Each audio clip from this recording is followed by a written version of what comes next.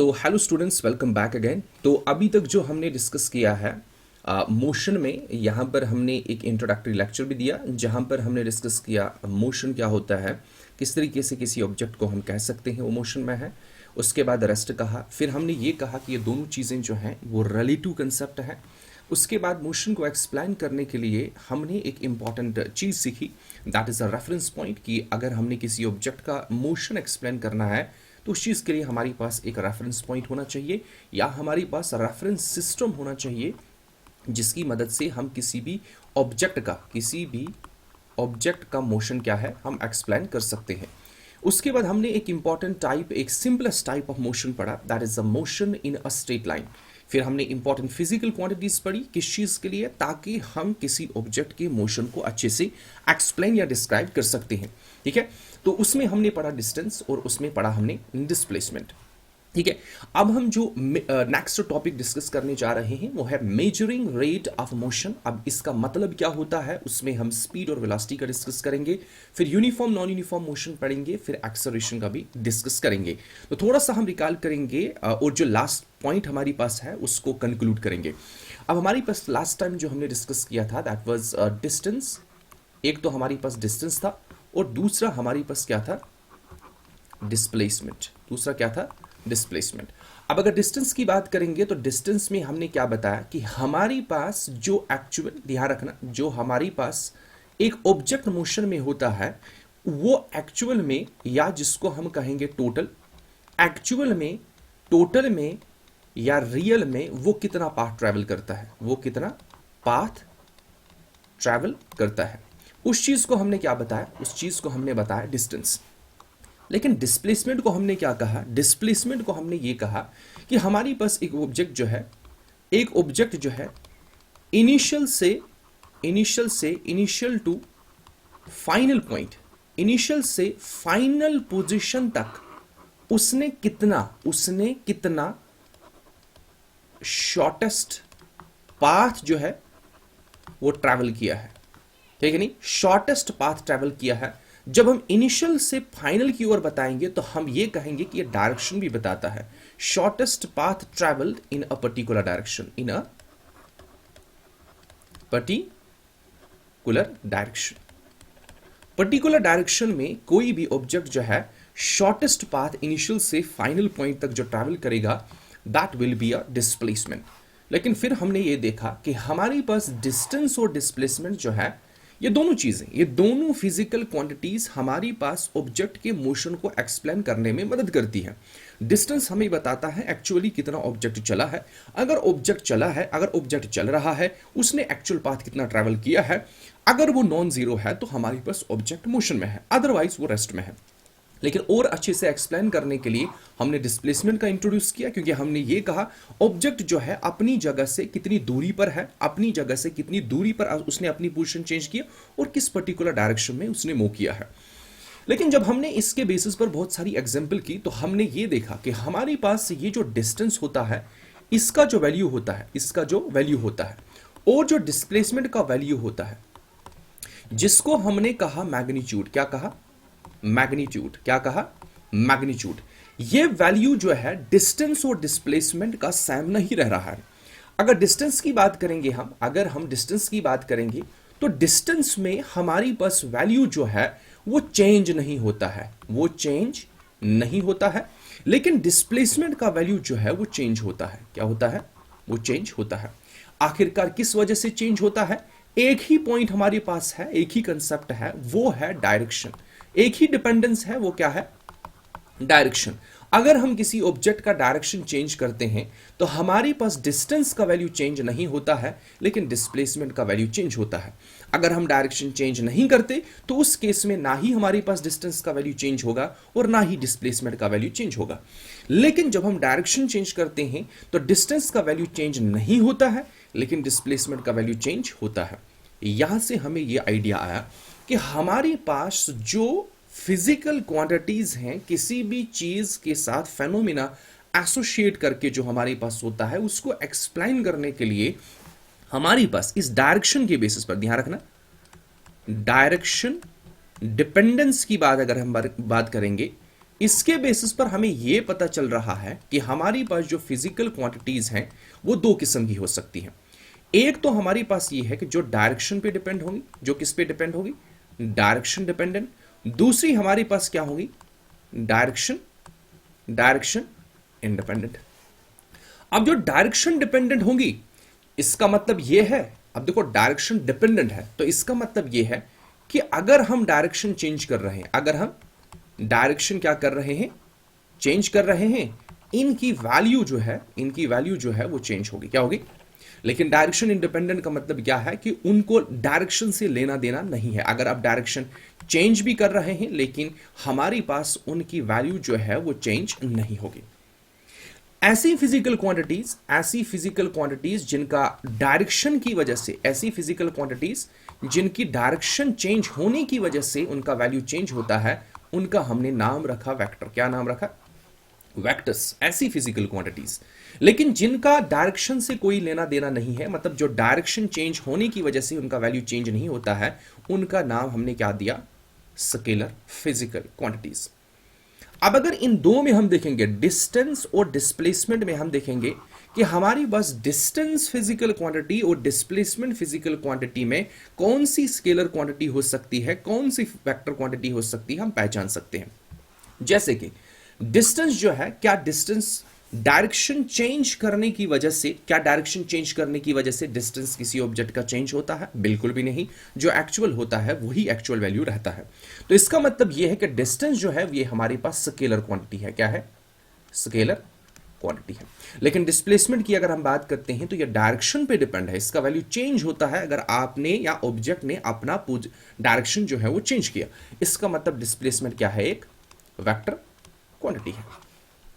तो इसका मतलब यह है कि वेक्टर क्वांटिटी जो है, अगर वेक्टर क्वांटिटी की वैल्यू, ध्यान रखना, अगर वेक्टर क्वांटिटी की वैल्यू हमने एक डायरेक्शन में, लेट अस सपोज दैट एक पर्टिकुलर डायरेक्शन में हमने पॉजिटिवली क्या ली, पॉजिटिवली, तो इसका मतलब उस डायरेक्शन के अपोजिट अगर हम उस ऑब्जेक्ट को लेंगे तो वो वैल्यू फिर नेगेटिव हो जाएगी। मतलब यह है कि अगर हम इस डायरेक्शन में, ऑब्जेक्ट पहले इस डायरेक्शन में जा रहा था, तो लेट अस सपोज दैट हमने साइन कन्वेंशन लिया, हमने बताया इस डायरेक्शन में जो वैल्यू होगी दैट विल बी पॉजिटिव। लेकिन अगर इसने अपनी डायरेक्शन यहां आके चेंज की और गया ऑपोजिट, इसी पाथ पे या इसी क्या कहते हैं कि इसी रास्ते पे, इसी पाथ पे हमारे पास ये अपोजिट डायरेक्शन में गया, अब हम इसको पॉजिटिव नहीं कह सकते, क्योंकि वेक्टर क्वांटिटी जो है वो डायरेक्शन पे, डायरेक्शन चेंज की तो साइन चेंज हो जाएगा। ठीक है नहीं, ये हमने पहले भी एग्जांपल में डिस्कस किया है। तो मतलब यह अगर हमने इस डायरेक्शन में पॉजिटिव लिया तो हमारे पास अपोजिट डायरेक्शन में क्या लेना पड़ेगा, नेगेटिव। अब अगर किसी केस में हमारे पास पॉजिटिव वैल्यू, ध्यान रखना, वेक्टर क्वांटिटी पॉजिटिव वैल्यू हो जाएगी नेगेटिव वैल्यू के बराबर, तो इसका मतलब यह है कि उस केस में उस फिजिकल क्वांटिटी की वैल्यू जीरो भी आ सकती है। इसका मतलब यह है कि हमारे पास जो वेक्टर क्वांटिटीज हैं, जो हमारे पास वेक्टर क्वांटिटीज है, उनका पॉजिटिव वैल्यू भी हो सकता है। अगर फिर अपोजिट डायरेक्शन में आ जाएंगे तो नेगेटिव वैल्यू भी हो सकता है, कभी कभार जीरो भी हो सकता है। लेकिन अगर हम डिस्टेंस की बात करेंगे, अगर हम स्केलर क्वांटिटी की बात करेंगे, तो हमारी बस स्केलर क्वांटिटीज में डायरेक्शन का कोई लेना देना नहीं है। अगर ऑब्जेक्ट इस डायरेक्शन में जा रहा है तो हमें कोई फर्क नहीं पड़ रहा है कि पॉजिटिव है, नेगेटिव है, कुछ भी है, ठीक है नहीं। इसका मतलब साइन का कोई लेना देना नहीं है। इधर से इधर की ओर आ रहा है तो साइन कोई नहीं है, मतलब यह है कि डायरेक्शन पे डिपेंड नहीं है। तो हम जनरल क्या है, अगर इधर है या इधर है तो हम कह सकते हैं सिर्फ पॉजिटिव वैल्यू है। क्या है, पॉजिटिव वैल्यू है। हाँ, अगर जीरो हमारी पास स्केलर की वैल्यूज हमारे पास है, that will be some initial value, some initial value. जैसे अगर एक ऑब्जेक्ट है, उसका डिस्टेंस जीरो है, तो हम ये कह सकते हैं वो मोशन में नहीं है। उसका नॉन जीरो वैल्यू आ जाएगा तो इसका मतलब वो मोशन में था या मोशन में है, देखिए नहीं। तो इसलिए हमारी पास स्केलर क्वांटिटी, ध्यान रखना, स्केलर की वैल्यू जो हमारे पास होगी, जो स्केलर क्वांटिटीज की वैल्यू होगी, वो हमेशा पॉजिटिव होगी। क्या होगी, हमेशा पॉजिटिव होगी। इस बेसिस पर हम ये कह सकते हैं कि हमारी पास डिस्टेंस जो होगा वो हमेशा पॉजिटिव होगा। क्या होगा, जो हमारी पास डिस्टेंस होगा, इस बेसिस पर हम ये कह सकते हैं कि हमारे पास जो डिस्टेंस होगा, जो डिस्टेंस होगा वो हमेशा पॉजिटिव होगा, वो हमेशा क्या होगा, पॉजिटिव। लेकिन हमारे पास डिस्प्लेसमेंट की अगर हम बात करेंगे, वो हमारे पास पॉजिटिव भी हो सकता है, नेगेटिव भी हो सकता है, जीरो भी हो सकता है। तो अब हमारी बस एग्जाम में अगर इस प्रकार का क्वेश्चन आता है कि हमारी बस ये निकालना है कि डिफरेंस बिटवीन या distinguish between distance and displacement, तो हम आराम से लिख सकते हैं। जैसे सबसे पहले डिस्टेंस का डेफिनेशन लिखेंगे, कंसेप्ट। पहला पॉइंट क्या लिखेंगे? डेफिनेशन डिस्टेंस का, डिस्प्लेसमेंट का। दूसरा पॉइंट क्या लिखेंगे? डिस्टेंस जो हमारे पास होता है वो डायरेक्शन इंडिपेंडेंट है, हमारे पास उसका वैल्यू जो हमारे पास होता है हमेशा पॉजिटिव होता है, लेकिन डिस्प्लेसमेंट जो है वो डायरेक्शन डिपेंडेंट है, मींस वो वेक्टर क्वांटिटी है। उसके बाद डिस्टेंस हमेशा पॉजिटिव हमारे पास होता है, डिस्प्लेसमेंट पॉजिटिव भी हो सकता है, नेगेटिव भी हो सकता है, जीरो भी हो सकता है। ये पॉइंट हमने पढ़े, यही हम लिख सकते हैं इस तरीके से। अगर क्वेश्चन में इस प्रकार से भी आ सकता है कि हमारी पास डिफरेंस निकालो कि स्केलर और वेक्टर क्वांटिटी क्या होती है, वो भी हम लिख सकते हैं कि स्केलर क्वांटिटी क्या हो सकती है, वेक्टर क्वांटिटी क्या हो सकती है। तो अब हम डिस्कस करेंगे नेक्स्ट इंपॉर्टेंट पॉइंट जो हमारे पास है। नेक्स्ट इंपॉर्टेंट टॉपिक जो है वो है हमारे पास मेजरिंग रेट ऑफ मोशन। इसमें दो चीजें हम पढ़ेंगे, एक पढ़ेंगे हम स्पीड और दूसरी पढ़ेंगे वेलोसिटी। फिर इसी को बेस बनाएंगे और हम पढ़ेंगे टाइप्स ऑफ मोशन। फिर क्या पढ़ेंगे हम? Types of motion. अब देखो हमारे पास मेजरिंग रेट ऑफ मोशन, हम रेट ऑफ मोशन क्यों निकाल रहे हैं? देखो लेट अस सपोज दैट हमारे पास, for example let us suppose that हमारे पास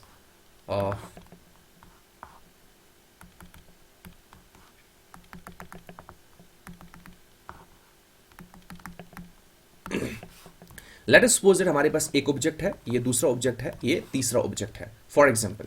तो हमारे पास ये तीन ऑब्जेक्ट जो हैं, लेट अस सपोज दैट ये ऑब्जेक्ट भी मोशन में है, लेट अस सपोज दैट ये ऑब्जेक्ट भी मोशन में है, ये ऑब्जेक्ट भी मोशन में है और ये ऑब्जेक्ट भी मोशन में है। लेट अस सपोज दैट ये पहला ऑब्जेक्ट, इसका नाम रख रहा हूं मैं ए, दूसरे का नाम रख रहा हूं बी, तीसरे का नाम रख रहा हूं सी। लेट अस सपोज दैट हमारी बस ये ऑब्जेक्ट पर्टिकुलर डायरेक्शन में, लेट अस सपोज दैट ये नॉर्थ डायरेक्शन में जा रहे हैं, फॉर एग्जांपल ये नॉर्थ डायरेक्शन में जा रहे हैं, या डायरेक्शन से हमें कोई फिलहाल लेना देना नहीं है, फिलहाल के लिए हम डिस्कस करेंगे। लेट अस सपोज दैट तीनों ऑब्जेक्ट जो है मोशन में है। अब इनका मोशन एक्सप्लेन करने के लिए हमें डिटेल में सीखा, अभी तक जो सीखा कि अगर हमने ये दिखाना होगा कि ये ऑब्जेक्ट मोशन में है, तो मैं लेट अस सपोज दैट कह रहा हूं कि ये ऑब्जेक्ट जो है इसने पाथ ट्रैवल किया है 5 मीटर और इसने ट्रैवल पाथ किया है 7 मीटर, इसने पाथ ट्रैवल किया let us suppose that 8 metre. ठीक है, ये सारे ऑब्जेक्ट जो है ये मोशन में है। क्या है? ऑब्जेक्ट मोशन में है। अब हमें ये कैसे पता चलेगा कि हमारे पास ये तीनों ऑब्जेक्ट जो हैं कौन कितना तेजी से चल रहा है, कौन आहिस्ता चल रहा है, कौन तेजी से चल रहा है, वो कैसे पता चलेगा? देखो यहां तक तो हमारे पास आइडिया जो है वो क्लियर है कि हमें किसी ऑब्जेक्ट के मोशन को एक्सप्लेन करने के लिए ये फिजिकल क्वांटिटी जैसे डिस्टेंस देखना है, डिस्प्लेसमेंट देखना है, या सिंपल भाषा में ऑब्जेक्ट अपनी पोजीशन चेंज कर रहा है तो मोशन में है। जैसे ये ऑब्जेक्ट भी अपनी पोजीशन चेंज कर रहा है, ये ऑब्जेक्ट भी पोजीशन चेंज कर रहा है, ये भी ऑब्जेक्ट भी पोजीशन चेंज कर रहा है। इसका मतलब हमारे पास ये है कि ये सारी मोशन में है। अब अगर मोशन में है तो मुझे हर एक ऑब्जेक्ट का, ए का भी, बी का भी और सी का भी मोशन डिस्क्राइब करना है, मुझे अच्छे से एक्सप्लेन करना है। मुझे यह बताना है इन तीनों में से कौन सबसे तेज चल रहा है या कौन आहिस्ता चल रहा है। वो मुझे कैसे पता चलेगा? ऐसे पता नहीं चल सकता है कि इसका पोजीशन जो है वो चेंज हो रहा है या वो मोशन में है। तो मोशन में तो सब है। या लेट अस सपोज दैट हमारे पास एक मैराथन रखा रेस का, ठीक है नहीं, यहाँ पर ऑब्जेक्ट ए है, यहाँ पर ऑब्जेक्ट बी है, यहाँ पर ऑब्जेक्ट सी है, ठीक है नहीं, ये पर्टिकुलर डायरेक्शन में जा रहे हैं, ठीक है नहीं। हमारे पास लेट अस सपोज दैट ये ऑब्जेक्ट जो है ये चल रहा है 5 मीटर, क्या चल रहा है 5 मीटर, ये चल रहा है 6 मीटर, ये चल रहा है 7 मीटर, सारी तो मोशन में है, सारी तो मोशन में है। अब मुझे सिलेक्ट करना है कि फर्स्ट विनर जो हमारे पास है, जो सबसे तेज चला वो कौन है। क्या मैं इस सिंपल डिस्टेंस इसने कितना ट्रैवल किया या डिस्प्लेसमेंट इसका कितना है इसके बेसिस पर कह सकता हूं? बिल्कुल भी नहीं, क्योंकि डिस्टेंस इसने भी ट्रैवल किया, डिस्टेंस इसने भी ट्रैवल किया, डिस्टेंस इसने भी ट्रैवल किया, मोशन में ये भी है, ये भी है, ये भी है। लेकिन हमारे पास इस मोशन का रेट क्या है, रफ्तार क्या है, चेंज जो हो रहा है, जो अपनी पोजीशन चेंज कर रहा है, हर एक ऑब्जेक्ट किस रेट से कर रहा है, किस रफ्तार से कर रहा है, कौन तेजी से अपनी पोजीशन चेंज कर रहा है, कौन आराम से अपनी पोजीशन चेंज कर रहा है। मतलब आराम का मतलब क्या है? वो टाइम ले रहा है। अब जो ही हमने यहां पर टाइम की बात की तो इसका मतलब यह है कि हम एक काम करते हैं, हम एक ऑब्जेक्ट के मोशन का रेट फाइंड आउट कैसे करेंगे? हम देखेंगे ऑब्जेक्ट जो है टाइम के हिसाब से अपनी पोजीशन कैसे चेंज करता है। मतलब यह है कि टाइम एक रेफरेंस लेंगे, हम एक फिक्स्ड टाइम रखेंगे, उस फिक्स टाइम में हर एक ऑब्जेक्ट को एक टारगेट देंगे, इतना पोजीशन आपको इतना डिस्टेंस ट्रैवल करना है। हम देखेंगे उस टाइम में सबसे ज्यादा कौन डिस्टेंस ट्रैवल कर रहा है, सबसे कम ट्रैवल कौन कर रहा है, उसके अकॉर्डिंग हम किसी भी ऑब्जेक्ट का रेट जो है वो निकाल सकते हैं। क्या निकाल सकते हैं, रेट ऑफ मोशन। उस रेट ऑफ मोशन को एक्सप्लेन करने के लिए हमारे पास कोई फिजिकल क्वांटिटी होनी चाहिए, मतलब हमें कुछ मेजर करना पड़ेगा, उसके बेसिस पर हम कह सकते हैं रेट ऑफ मोशन किस ऑब्जेक्ट का कितना हो सकता है। मतलब ये है हमारे पास, देखो यहां पर टर्म क्या है, measuring rate of motion. Rate of motion हमें मेजर करना है। रेट ऑफ मोशन क्या है हमारे पास, रफ्तार, कि कौन सा ऑब्जेक्ट अपनी पोजीशन जो है वो चेंज तो कर रहा है, लेकिन कौन रैपिडली चेंज कर रहा है, कौन रैपिडली, कितनी तेजी से वो ऑब्जेक्ट अपनी पोजीशन चेंज कर रहा है, उसको कहेंगे रेट ऑफ मोशन। इसको हमें मेजर करना, क्या करना है, इसलिए करना ताकि हमें पता चलेगा कौन सा ऑब्जेक्ट तेज चल रहा है, कौन सा ऑब्जेक्ट आहिस्ता चल रहा है। अब देखो हमारे पास इसको मेजर करने के लिए मेरे पास एक फिजिकल क्वांटिटी होनी चाहिए। क्या होनी चाहिए, मेरे पास एक फिजिकल क्वांटिटी होनी चाहिए जो मुझे ये हेल्प करवाएगी कि एक ऑब्जेक्ट के मोशन का रेट किस प्रकार का है। अब देखो अगर पोजीशन चेंज करवाना है, तेजी से कर रहा है या आहिस्ता से कर रहा है, तो इसका मतलब ये है कि हमारे पास एक ऑब्जेक्ट, ध्यान रखना, अगर मेरे पास एक ऑब्जेक्ट है वो पोजीशन चेंज कर रहा है, क्या कर रहा है, वो पोजीशन चेंज कर रहा है रैपिडली, क्या कर रहा है, रैपिडली, तेजी से। अब अगर मैंने कहा रैपिडली, इस चीज को मैं किस क्वांटिटी के साथ एसोसिएट करूंगा सच दैट मुझे पता चलेगा ये रैपिडली अपनी पोजीशन चेंज कर रहा है। एक काम करता हूं, मैं यहां पर रैपिडली की जगह लिखूंगा टाइम। क्या लिखूंगा, टाइम। तेजी से अगर चल रहा है तो हम कहेंगे टाइम, टाइम कम ले रहा है। अगर रैपिडली चल रहा है तो इसका मतलब टाइम कम ले रहा है।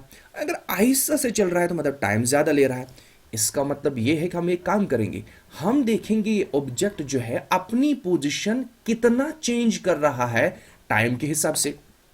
अब पोजीशन चेंज का मतलब हमारे पास अभी तक जो हमने डिस्कस किया, हम कहेंगे डिस्टेंस। क्या कहेंगे, एक ऑब्जेक्ट जो है वो कितना डिस्टेंस ट्रैवल कर रहा है, कितना डिस्टेंस ट्रैवल कर रहा है, लेकिन कितना डिस्टेंस ट्रैवल करेगा टाइम के हिसाब से। अगर हम सिंपल ऐसे ही कहेंगे फिर तो ये वही बेसिक कंसेप्ट हुआ, लेकिन हम एक काम करेंगे, हम टाइम फिक्स रखेंगे। क्या रखेंगे, फिक्स। हम टाइम रखेंगे एक यूनिट टाइम। क्या रखेंगे, एक यूनिट टाइम। यूनिट टाइम का मतलब क्या है, लेट अस सपोज दैट हमारे पास ए ऑब्जेक्ट है, ये बी ऑब्जेक्ट है, ये सी ऑब्जेक्ट है। हर एक को हम टाइम देंगे, लेट अस सपोज दैट एक आर। क्या देंगे, इसको भी एक आर, इसको भी एक आर, इसको भी एक आर। मतलब हम यूनिट टाइम रखेंगे, हम टाइम फिक्स रखेंगे। क्या रखेंगे, हम टाइम रखेंगे फिक्स। अब टाइम जो ही हमने फिक्स रखा, मैंने बताया कि ए जो है ये 10 किलोमीटर चला इस एक आर में, बी जो है वो 20 किलोमीटर पर आर इसी आर में चला, ये जो हमारे पास है ये late us suppose that 30 kilometre उसी आर में चला। अब यहां से हमें क्या पता चला, इसने सबसे ज्यादा डिस्टेंस ट्रैवल किया उसी सेम यूनिट टाइम में, इसने उससे कम ट्रैवल किया, इससे उससे कम ट्रैवल किया। सबसे ज्यादा डिस्टेंस ट्रैवल करने का मतलब क्या है कि इसने इस कम से कम टाइम में अपनी पोजीशन बहुत तेजी से चेंज की, मतलब बहुत तेजी से चला, जिसकी वजह से ये बहुत रैपिडली हमारे पास इसने अपनी पोजीशन चेंज की।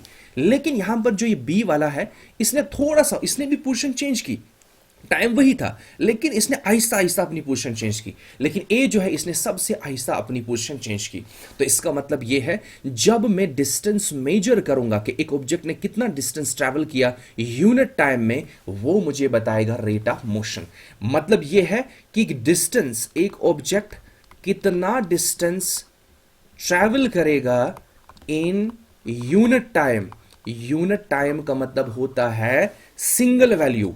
Single value mean one value. जैसे मैं कहूंगा एक सेकंड में, मैं कहूंगा एक आर में, एक सेकंड में कितना डिस्टेंस ट्रैवल किया सबने, या एक आर में कितना डिस्टेंस ट्रैवल किया, या हम एक मिनट की बात करेंगे या एक डे की बात करेंगे, इसको एक वन को ही कहते हैं। वन जो टर्म है उसको कहते हैं यूनिट। यूनिट वैल्यू में हमारी बस ऑब्जेक्ट जो है कितना डिस्टेंस ट्रैवल करेगा, that will give us the rate of motion of that very object. लेकिन इस एंटायर स्टेटमेंट को, इस एंटायर मेजरमेंट को हमने एक ही फिजिकल क्वांटिटी का नाम दिया, दैट इज स्पीड।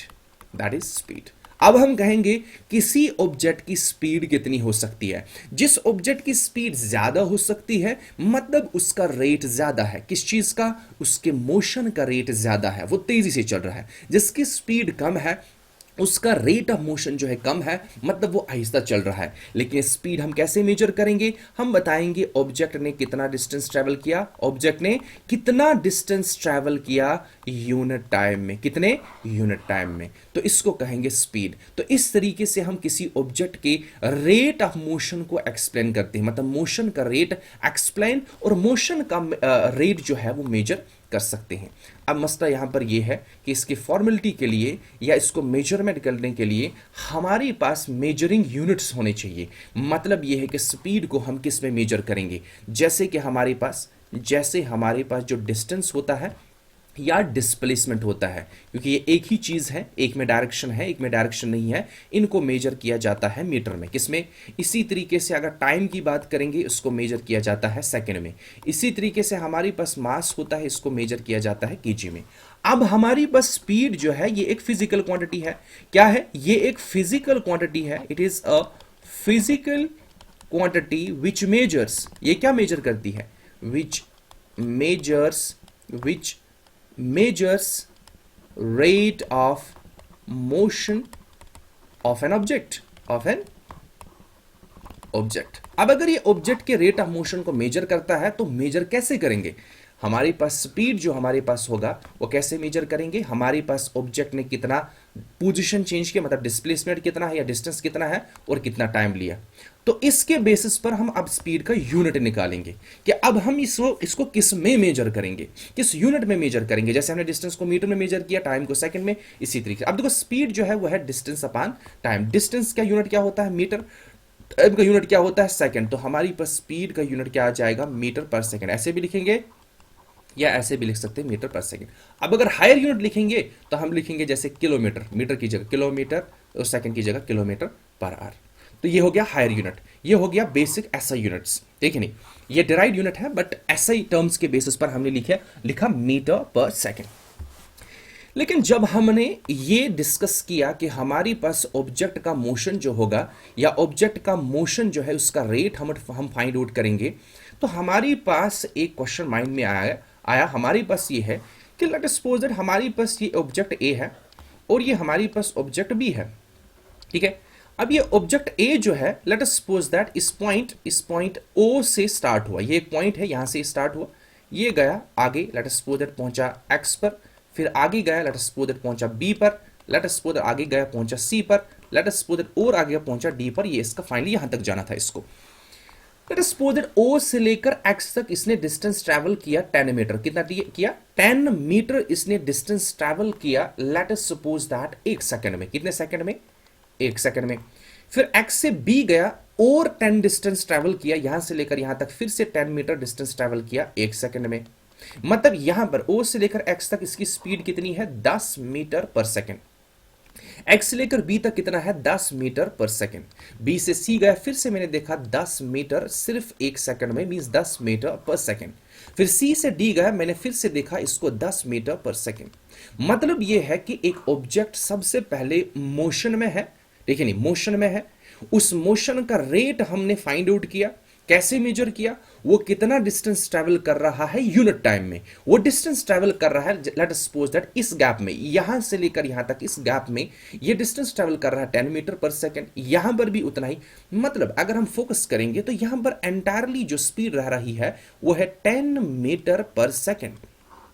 तो मतलब हम ये कह सकते हैं इस ऑब्जेक्ट का स्पीड जो है एंड टू एंड, पोजीशन तो चेंज कर रहा है, टाइम तो चेंज हो रहा है, पहले 1 था, फिर 2 हो गया, फिर 3 हो गया, फिर 4 हो गया, लेकिन हर एक 2 पॉइंट के बीच में, मीन हर एक गैप के बीच में, जिसको हम इंटरवल कहते हैं, हमारे पास हर एक इंटरवल में सेम टाइम ले रहा है, सेम डिस्टेंस ट्रेवल कर रहा है। इस केस में स्पीड जो है एंड टू एंड सेम रह रही है। इसका मतलब ऑब्जेक्ट ऐसे भी चल सकता है जिसका speed end to end same रह सकता है। लेकिन अगर इसके बरकस हमारे पास ऐसा भी ऑब्जेक्ट हो सकता है, ये यहां से स्टार्ट हुआ, let us suppose that O से गया पॉइंट एक्स तक, एक्स से गया let us suppose that B तक, बी से गया let us suppose that C, C से लेकर डी तक। Let us suppose that O से लेकर एक्स तक इसने 1 सेकंड लिया, टाइम कितना लिया, और डिस्टेंस ट्रैवल किया 10 मीटर। फिर एक्स से गया बी, इसने 5 मीटर डिस्टेंस ट्रैवल किया और टाइम लिया 1 सेकंड, कितना लिया। फिर बी से सी तक गया, टाइम लिया 15, समझ आ रही मेरी, 15 मीटर डिस्टेंस ट्रैवल किया, let us suppose that time same हम रख रहे हैं 1 सेकंड। और यहां से लेकर यहां तक let us suppose distance travel किया 3 मीटर और टाइम लिया 1 सेकंड। अब अगर हम हर एक इंटरवल की बात करेंगे, लेट अस सपोज ओ एक्स इंटरवल की बात करेंगे, तो यहां पर इसकी स्पीड जो है वो है 10 मीटर पर सेकेंड।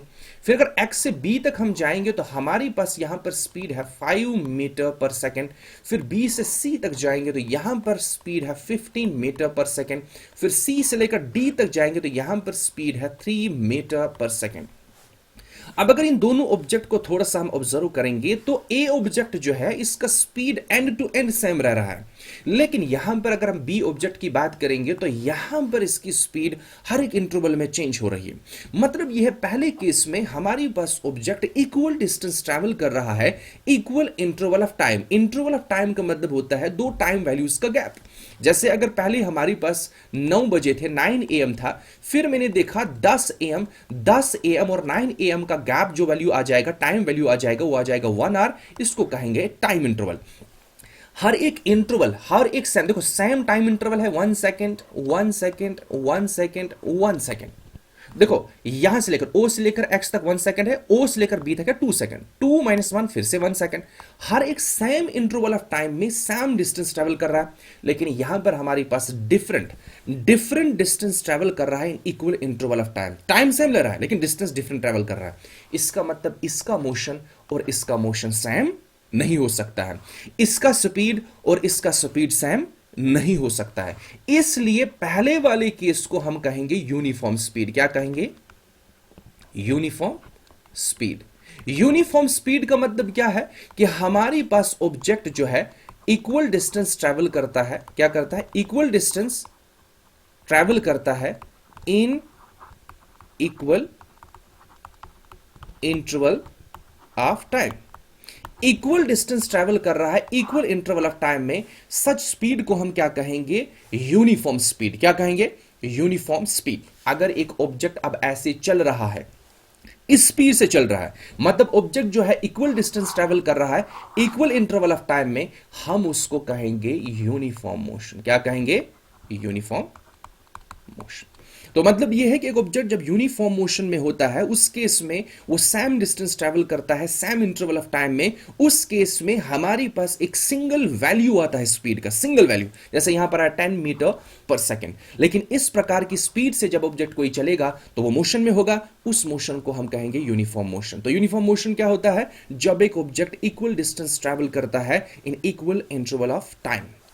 लेकिन इसके बरकस अगर हम दूसरे किस्म के मोशन पे फोकस करेंगे तो यहां पर हमारे पास ये मोशन या ये स्पीड जो हमारे जिस स्पीड से चल रहा है वो है non uniform speed. Non uniform speed कब हो सकती है? ध्यान रखना, नॉन यूनिफॉर्म स्पीड हो सकती है पहला केस जब एक object, late us suppose that, equal distance travel कर रहा है। ध्यान रखना, इक्वल डिस्टेंस ट्रेवल कर रहा है इन unequal time interval. Time different ले रहा है। क्या ले रहा है? लेट अस सपोज दैट पहले में हमारे पास 1 सेकंड ले रहा है, फिर दूसरे में 4 सेकंड ले रहा है। डिस्टेंस सेम है, late us suppose that distance same है, इक्वल डिस्टेंस ट्रैवल कर रहा है इन अनइक्वल इंटरवल ऑफ टाइम। या ऐसा हो सकता है हमारे पास अनइक्वल डिस्टेंस ट्रैवल कर रहा है in equal interval of time. जैसे कि ये केस है, इक्वल इंटरवल ऑफ टाइम लेकिन डिस्टेंस डिफरेंट है। इस केस में थर्ड भी हमारे पास है अनइक्वल एंड अनइक्वल। तो ऐसे जब हमारे पास ऑब्जेक्ट चलेगा इसकी स्पीड को हम कहेंगे नॉन यूनिफॉर्म स्पीड। अब इस तरीके से जब हमारे पास कोई ऑब्जेक्ट मूव कर रहा होगा तो उसके मोशन को हम क्या कहेंगे? Non uniform motion. क्या कहेंगे? हमारे पास ऐसे टाइप ऑफ मोशन को हम क्या कहेंगे? Non uniform motion. लेकिन हमारे पास एक यहां पर ये क्वेश्चन अराइज होता है कि जब हमें किसी ऑब्जेक्ट की नॉन यूनिफॉर्म स्पीड को किसी भी पर्सन को कहना होगा कि इस ऑब्जेक्ट की नॉन यूनिफॉर्म स्पीड ये है, तो हम कैसे कह सकते हैं? जैसे फॉर एग्जांपल देखो, हमारे पास अगर यूनिफॉर्म स्पीड की बात करेंगे उसमें तो सिंगल वैल्यू होता है। लेट अस सपोज दैट ये पॉइंट ए है, पॉइंट ए से गया, ये एक बस स्टैंड है और नेक्स्ट बस स्टैंड तक उसको जाना है, पॉइंट बी तक जाना है, यहां से लेकर यहां तक गाड़ी गई, लेट अस सपोज एक कार है, उसकी end to end let us suppose that 10 metre पर सेकंड स्पीड रही। तो हम ये कहेंगे ना, इसकी ए से लेकर बी तक जब ये गया था इसकी स्पीड थी 10 मीटर पर सेकंड। एक ही वैल्यू हमने बताई इस ऑब्जेक्ट की, लेकिन हमारे पास बहुत सारी वैल्यूज हैं। जैसे इस केस में नॉन यूनिफॉर्म में पहले हमारे पास अगर कोई पर्सन मुझे कहेगा ये कार जो है इस जगह से उस जगह तक गई, इसकी स्पीड क्या थी, तो मैं ऐसे कह सकता हूं मतलब नॉन यूनिफॉर्म स्पीड की अगर हम बात करेंगे, मैं कहूंगा देखो पहले इसकी स्पीड थी 10 मीटर पर सेकंड, फिर इसकी स्पीड थी 5 मीटर पर सेकंड, फिर इसकी स्पीड थी 15 मीटर पर सेकंड, फिर इसकी स्पीड थी 3 मीटर पर सेकंड। क्या ये आसान है? क्या ये आसान है कि डिफिकल्ट है कहना? क्या मैं दिन भर उसको कहूंगा कि इसकी स्पीड ऐसी थी ऐसी थी ऐसी थी? नहीं। मैंने एक काम करना है, जब हमारे पास एक्सपेरिमेंट के दौरान ऑब्जर्वेशन, ध्यान रखना, जब एक्सपेरिमेंट के दौरान यहां पर हम कौन सा कंसेप्ट इस्तेमाल करेंगे, क्योंकि मुझे तो कहना है कि हमारे पास ऑब्जेक्ट जो है उसकी स्पीड जो है वो नॉन यूनिफॉर्म है, लेकिन है कितनी? लेकिन मेरे पास सिंगल वैल्यू नहीं है, लेकिन हमारी पास मैथमेटिक्स ने ये समझाया है, जब आप कोई एक्सपेरिमेंट करते हैं तो आपने लेट अस सपोज दैट कोई फिजिकल क्वांटिटी x को मेजर करना है, क्या करना है, लेकिन इस x की वैल्यू बहुत सारी वैल्यूज आ रही है। लेट अस सपोज दैट 2 आ रहा है, 3 आ रहा है, 4 आ रहा है, 6 आ रहा है, 0 आ रहा है, 1 आ रहा है, माइनस, बहुत सारी वैल्यूज। इन बहुत सारी वैल्यूज को हम क्या कहते हैं? ऑब्जर्वेशन। अब अगर बहुत सारी वैल्यूज हैं, एक ही चीज की बहुत सारी वैल्यूज हैं, तो हम एक काम करते हैं, हम इसका एवरेज निकालते हैं। क्या निकालते हैं? एवरेज। सच दैट मेरे पास एक सिंगल वैल्यू आ जाएगी। क्या आ जाएगी? एक सिंगल वैल्यू आ जाएगी जो कि इन्हीं वैल्यूज के बीच में होगी, सच दैट कि मैं कह सकता हूं कि इसका ऑन द एवरेज वैल्यू, एक मीन वैल्यू कितनी हो सकती है। वही कंसेप्ट हम यहां पर अप्लाई करेंगे। हमारे पास स्पीड जो है नॉन यूनिफॉर्म मोशन में, ऑब्जेक्ट की स्पीड जो है डिफरेंट डिफरेंट है, मतलब हमारे पास बहुत सारी ऑब्जर्वेशन है, उन ऑब्जर्वेशन का एवरेज निकालेंगे। एवरेज कैसे निकालते हैं? Average of any physical quantity x कितना होगा? वो होता है sum of all observation, all different observation upon total number of observation, upon total number of observation. यही कंसेप्ट हम यहां पर अप्लाई करेंगे और हम नॉन यूनिफॉर्म स्पीड की वैल्यू फाइंड आउट करेंगे। अब किस तरीके से फाइंड आउट करेंगे? हमारे पास अगर कोई भी ऑब्जेक्ट है, ध्यान रखना, हमारे पास कोई भी ऑब्जेक्ट जब नॉन यूनिफॉर्म स्पीड से चल रहा होगा, उसमें बहुत सारी वैल्यूज होंगी।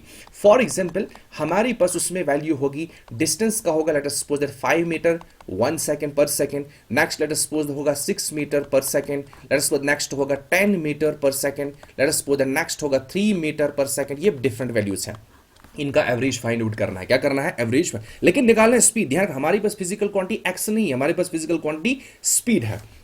तो अब हम इस केस में एक काम करते हैं, हम लिखते हैं एवरेज स्पीड। ध्यान रखना, यूनिफॉर्म मोशन में हम सिर्फ एक ही किस्म की स्पीड निकालते हैं, यूनिफॉर्म, जो कि बेसिक स्पीड होती है कि कितना डिस्टेंस ट्रैवल किया है, कितना टाइम लिया है, बस टोटल। समझ आ रही मेरी बात? लेकिन अगर ऑब्जेक्ट नॉन यूनिफॉर्म मोशन में चल रहा है, उस केस में हम स्पीड निकालते हैं एवरेज स्पीड। कौन सी स्पीड निकालते हैं? Average speed.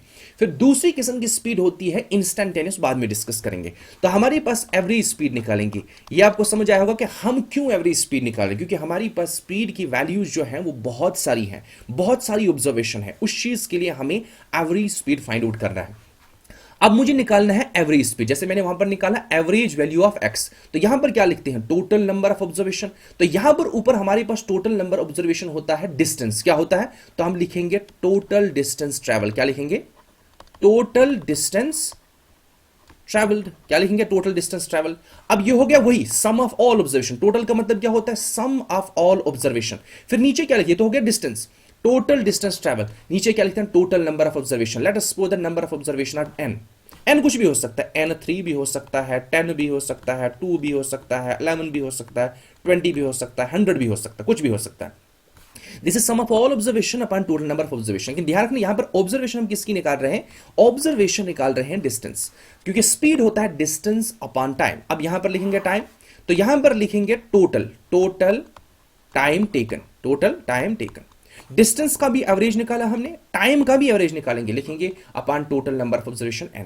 ये n और ये n कैंसिल हो जाएगा, जिसकी वजह से हमारे पास फाइनल रिलेशन जो है एवरेज स्पीड का कितना आ जाएगा, कि मतलब आपको क्या करना है, टोटल डिस्टेंस उस ऑब्जेक्ट ने कितना ट्रैवल किया और उस ऑब्जेक्ट ने टोटल टाइम कितना लिया। अब इस केस में अगर हम देखेंगे तो एवरेज स्पीड कितनी आ जाएगी? 5 + 6 + 10 + 3 हो गया total distance upon total time, 1 + 1 + 1 + 1। तो ये हमारे पास कितना आ जाएगा? 30, 19 एंड 24 आ जाएगा 24, तो अपॉन 4।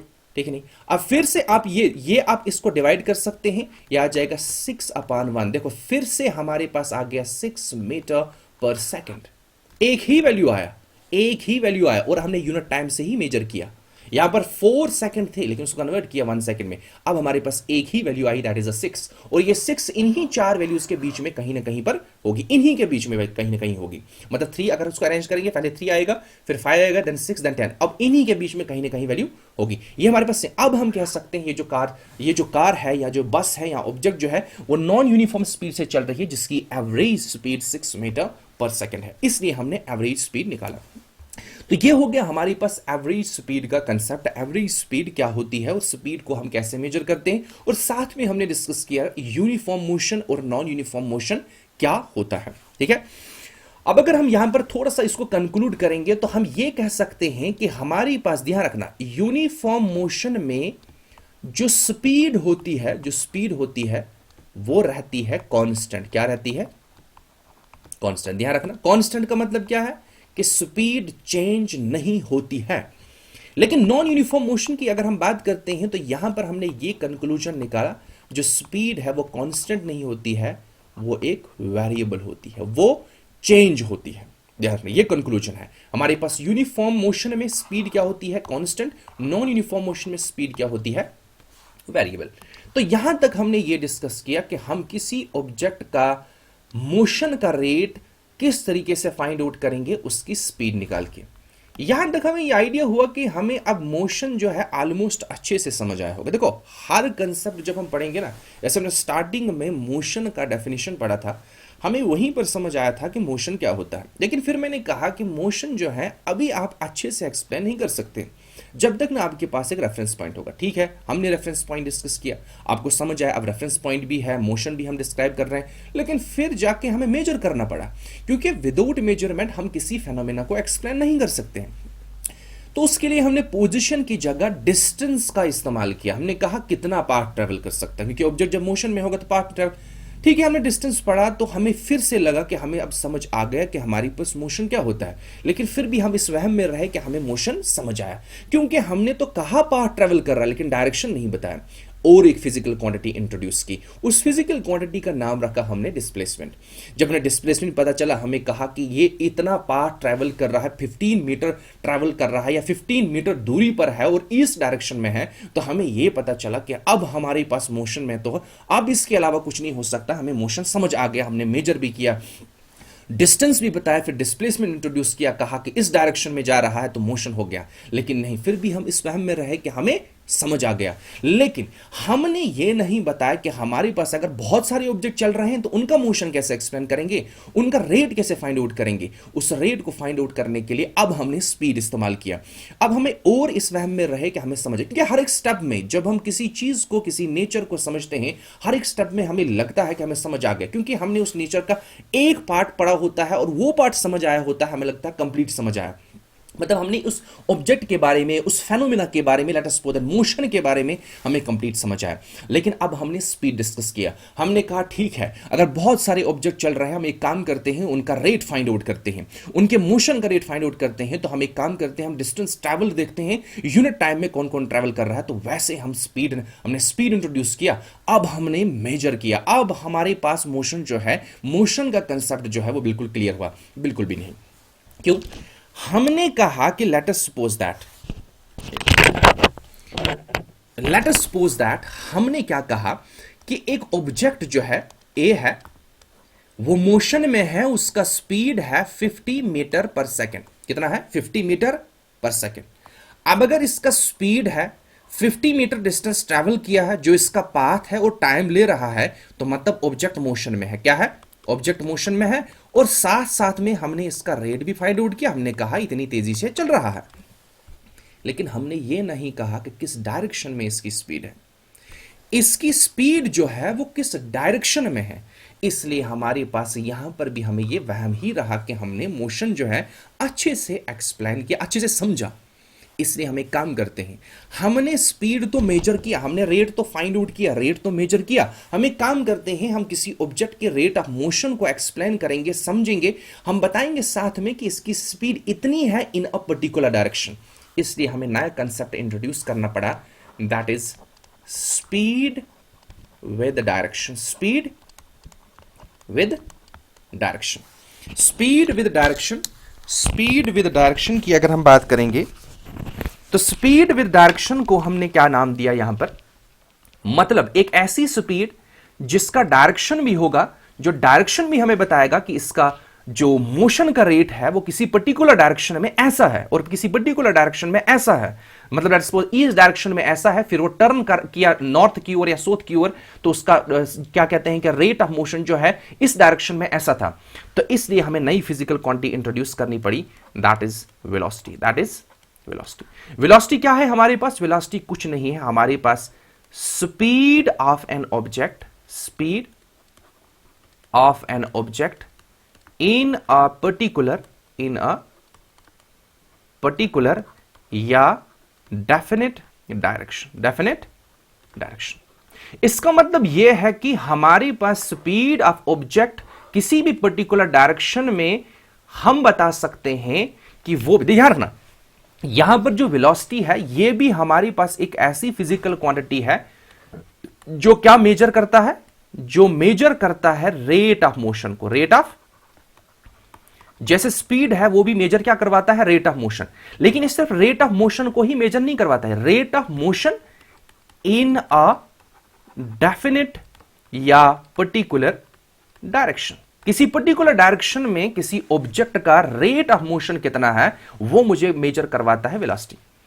अब अगर हम थोड़ा सा गौर करेंगे यहां पर, जब हमने स्पीड को मेजर करवाया तो हमने कहा कि कितना डिस्टेंस ट्रेवल करेगा, क्योंकि पोजीशन तो चेंज करवानी है, और बताया यूनिट टाइम में, और क्या बताया, यूनिट टाइम में। तो इसका मतलब स्पीड जो हमारी पास है वो डिस्टेंस पर डिपेंड है। किस पर डिपेंड है? पोजीशन चेंज पर। लेकिन पोजीशन की जगह हमने क्या बताया, डिस्टेंस। क्या बताया? डिस्टेंस पे डिपेंड है। लेकिन डिस्टेंस हमारे पास स्केलर क्वांटिटी है जो डायरेक्शन पे डिपेंड नहीं है, मतलब जो डायरेक्शन की वजह से चेंज नहीं होती है। लेकिन यहां पर हम कह रहे हैं वेलोसिटी, क्या बता रहे हैं, और साथ में बता रहे हैं इन अ पर्टिकुलर डायरेक्शन। तो इसका मतलब यह है कि हमारे पास एक ऑब्जेक्ट का रेट ऑफ मोशन हम निकाल रहे हैं, कहां से लेकर कहां तक, initial to final point. Initial to final point, initial to final point की ओर इसका रेट कितना है, तो मतलब हमने इसमें डायरेक्शन इंट्रोड्यूस की। क्या की? डायरेक्शन। अब यहां पर भी अगर ये वही रेट ऑफ मोशन ही मेजर करवाता है, तो यहां पर जैसे हमारे पास डिस्टेंस हमने इंट्रोड्यूस किया, वैसे ही यहां पर पोजीशन हमने मेजर करना है। लेकिन कहां से? इनिशियल और फाइनल के पॉइंट के बीच में जो शॉर्टेस्ट पोजीशन है, जो शॉर्टेस्ट पोजीशन है। इसका मतलब हमारे पास क्या है कि वेलोसिटी को, ध्यान रखना, वेलोसिटी को मेजर करने के लिए मुझे क्या मेजर करना है कि ऑब्जेक्ट जो है वो अपनी जगह से कितना डिस्प्लेस हुआ है यूनिट टाइम में, कितना ऑब्जेक्ट वो डिस्प्लेस हुआ है। यहां पर भी वही पाथ ही है लेकिन शॉर्टेस्ट पाथ है, क्योंकि ये डायरेक्शन बताएगा। तो डायरेक्शन में एक्चुअल नहीं आएगा, एक्चुअल पाथ नहीं आएगा, क्योंकि एक्चुअल पाथ जब वो ट्रैवल करेगा तो डायरेक्शन हमारे पास बहुत जगह चेंज होगी, जिसकी वजह से हमारे पास शॉर्टेस्ट पाथ जो होगा वो वेरी करेगा। मतलब यह है कि डायरेक्शन जो है वो वेरी करेगी। इसलिए हम ये कह सकते हैं वेलोसिटी हम कैसे मेजर करेंगे, एक ऑब्जेक्ट ने अपनी, ध्यान रखना, एक ऑब्जेक्ट ने अपनी पोजीशन कितनी चेंज की, कहां से, स्टार्टिंग पॉइंट से एंड पॉइंट तक कितनी पोजीशन चेंज की, उसको हम कहेंगे डिस्प्लेसमेंट। तो मतलब उसने अपनी प्लेस कितनी चेंज की इन अ पर्टिकुलर डायरेक्शन, लेकिन कितने यूनिट टाइम में, उसको हम कहेंगे वेलोसिटी। इसी तरीके से जैसे स्पीड की हम बात करेंगे तो वैसे ही हमारे पास वेलोसिटी जो हो सकती है वो यूनिफॉर्म भी हो सकती है और नॉन यूनिफॉर्म भी हो सकती है, ये भी हम डिस्कस करेंगे।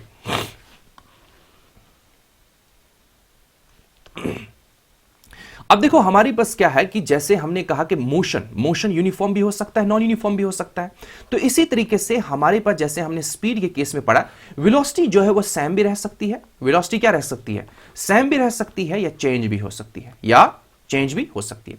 वेलोसिटी सेम कब होगी, वेलोसिटी क्योंकि डायरेक्शन पे डिपेंड है, वेलोसिटी सेम तब रहेगी जब तक ना हमारे पास, जब डायरेक्शन जो है, डायरेक्शन ऑफ मोशन जो है वो कांस्टेंट रहेगा। मतलब यह है कि डायरेक्शन चेंज नहीं होगी, सबसे पहली चीज। दूसरी चीज हमारे पास मोस्ट इंपॉर्टेंट क्या है, डायरेक्शन चेंज नहीं होगी, उस केस में हमारे पास वेलोसिटी सेम रहेगी। दूसरा केस, अगर वैल्यू, अगर magnitude of velocity, magnitude of velocity जो है वो भी कांस्टेंट रहेगा। मतलब यह है कि एक ऑब्जेक्ट का डायरेक्शन ऑफ मोशन और मैग्नीट्यूड ऑफ इट्स पोजीशन या मैग्नीट्यूड ऑफ इट्स वेलोसिटी या magnitude of its rate of motion जो है वो कांस्टेंट रहेगा। उस केस में इस ऑब्जेक्ट की वेलोसिटी सेम रह सकती है।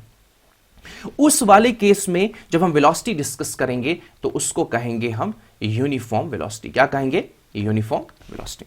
तो यूनिफॉर्म वेलोसिटी में हम क्या लिखेंगे? सिंपल, एक ही वैल्यू हमारे पास होगा एंड टू एंड। तो लेट अस सपोज दैट हमारे पास है 50 मीटर पर सेकेंड टुवर्ड और इन टुवर्ड ईस्ट डायरेक्शन या toward north direction, toward this direction, what ये हमारे पास रहेगा यूनिफॉर्म वेलोसिटी। लेकिन वेलोसिटी जो है हमारे पास चेंज भी हो सकती है। वेलोसिटी दो तरीके से चेंज हो सकती है, जैसे अभी हमने डिस्कस किया, या तो डायरेक्शन चेंज होगा, या तो डायरेक्शन चेंज होगा, या अगर डायरेक्शन सेम है तो मैग्नीट्यूड चेंज हो रहा है। क्या हो रहा है? मैग्नीट्यूड चेंज हो रहा है। फॉर एग्जाम्पल देखो, फॉर एग्जाम्पल मेरे पास एक ऑब्जेक्ट जो है इस पॉइंट O से स्टार्ट हुआ, पहुंचा A तक, फिर A से गया B तक, B से लेकर लेट अस सपोज पहुंचा C तक और जा रहा है ईस्ट डायरेक्शन में। कहां जा रहा है? ईस्ट डायरेक्शन में।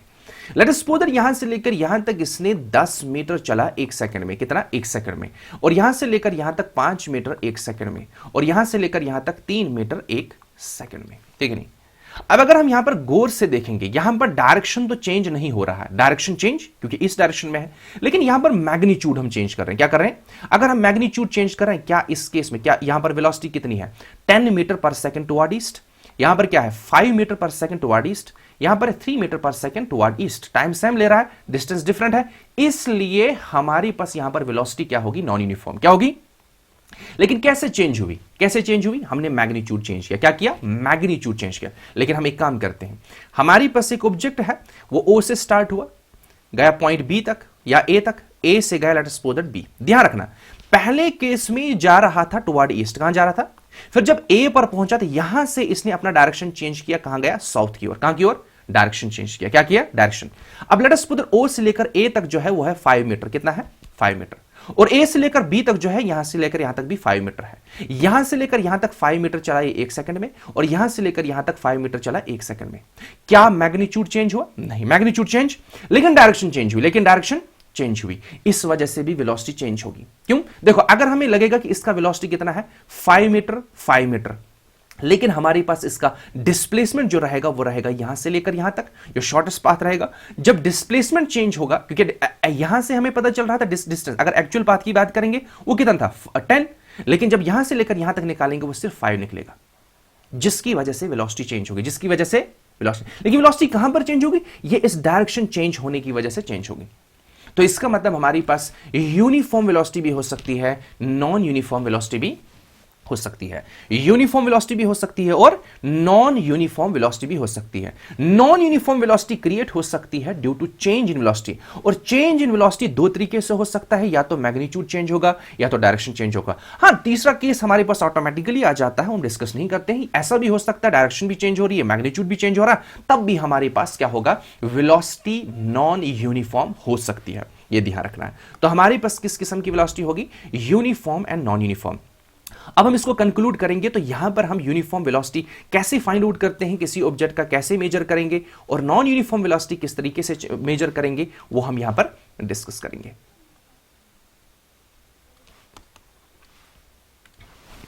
अब देखो, यूनिफॉर्म वेलोसिटी की अगर हम बात करेंगे, यूनिफॉर्म वेलोसिटी सिंपल होगा कि आपके पास एक ऑब्जेक्ट जो है उसका डिस्प्लेसमेंट टाइम के हिसाब से कितना चेंज होगा। सिंपल, क्योंकि एक ही वैल्यू होगी। फॉर एग्जांपल मेरे पास है 50 मीटर पर सेकेंड टुवर्ड ईस्ट, देख ली, तो ये हो गया सिंपल वैल्यू।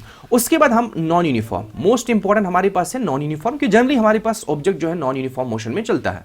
यूनिफॉर्म हम क्रिएट कर सकते हैं या कोई स्पेसिफिक केस होता है, जनरल नॉन यूनिफॉर्म मोशन हमारे पास होता है। अब अगर नॉन यूनिफॉर्म मोशन की बात करेंगे तो हमारे पास, ध्यान रखना, हमारे पास नॉन यूनिफॉर्म मोशन में दो तरीके हैं। ध्यान रखना, नॉन यूनिफॉर्म मोशन में दो तरीके हैं। मतलब यहां पर चेंज होता क्या है? यहां पर चेंज होती है वेलोसिटी। क्या होती है? वेलोसिटी। अब ये जो वेलोसिटी चेंज हो रही है ना, ये दो तरीके से चेंज हो सकती है। ये यूनिफॉर्मली भी चेंज हो सकती है, ये नॉन यूनिफॉर्मली भी चेंज हो सकती है। ध्यान रखना, यूनिफॉर्मली भी चेंज हो सकती है, नॉन यूनिफॉर्म। ध्यान रखना, सबसे पहली चीज ये नॉन यूनिफॉर्म मोशन है। क्या है? यूनिफॉर्म हो गया, नॉन यूनिफॉर्म मोशन है। उसमें चेंज क्या होता है? वेलोसिटी। क्या होता है? वेलोसिटी सेम तरीके से भी चेंज हो सकती है और डिफरेंट तरीके से, मीन नॉन यूनिफॉर्मली भी चेंज। यूनिफॉर्मली चेंज का मतलब क्या है? फॉर एग्जांपल, एक ऑब्जेक्ट जो है वो O से गया A, O से A से B, B से C, यहां से लेकर यहां तक इसकी स्पीड जो थी या वेलोसिटी जो थी वो हमारे पास थी, let us suppose that 10 metre पर सेकंड। कितनी थी? 10 मीटर पर सेकंड। फिर ए से बी तक गया तो यहां से लेकर यहां तक उसकी स्पीड रही 20 मीटर पर सेकंड। फिर बी से सी गया तो यहां से लेकर यहां तक उसकी रही 330 मीटर पर सेकंड। क्या वेलोसिटी चेंज हो रही है? वेलोसिटी चेंज हो रही है, तो मतलब ये नॉन यूनिफॉर्म वेलोसिटी है। क्या है? लेकिन अगर हम गौर से देखेंगे कि हर एक गैप में यहां से लेकर यहां तक कितना था? 10। फिर चेंज कितना हुआ? 10। फिर कितना चेंज हो, मतलब चेंज कितना हो रहा है? 10 मीटर पर सेकंड, 10 मीटर पर सेकंड, 10 मीटर पर सेकंड। हर एक टाइम इंटरवल के बाद चेंज तो हो रहा है, लेकिन सेम तरीके से चेंज हो रहा है, सेम अमाउंट में या सेम वैल्यू में चेंज हो रहा है। ऐसे किस्म की चेंज को हम कहते हैं यूनिफॉर्म चेंज। क्या कहते हैं?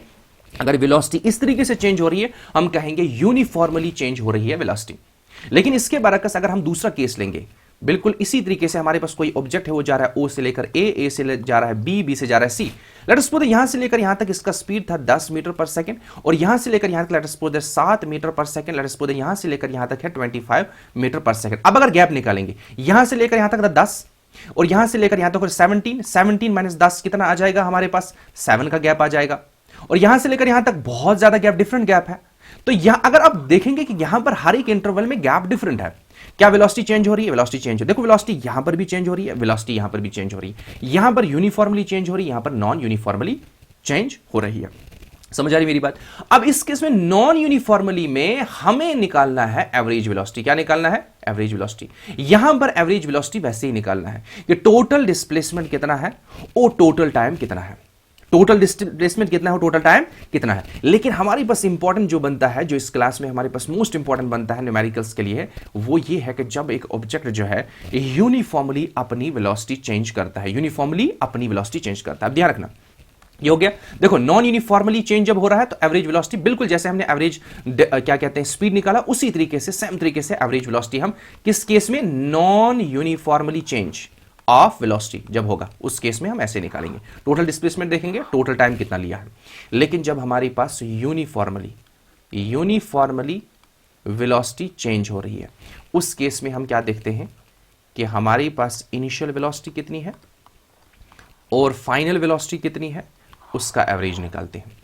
अगर इनिशियल वेलोसिटी को हम u से डिनोट करेंगे, फाइनल वेलोसिटी को v से डिनोट करेंगे, तो उस केस में ध्यान रखना average velocity in uniform change of velocity, uniform change. लेकिन यूनिफॉर्म चेंज का मतलब ये नहीं यूनिफॉर्म मोशन में है, it is non uniform motion, लेकिन चेंज यूनिफॉर्मली हो रहा है वेलोसिटी। उस केस में आ जाएगा average of these two velocity, initial और फाइनल। फिर क्या हमने बीच में नहीं देखना है पहले क्या था और बाद में क्या है, तो हम लिखेंगे v plus you final plus initial upon 2। ये एवरेज ही है, दो वैल्यूज हैं, उनका एवरेज निकाला। इस तरीके से हम एवरेज वेलोसिटी निकालते हैं, that is a v plus you upon 2।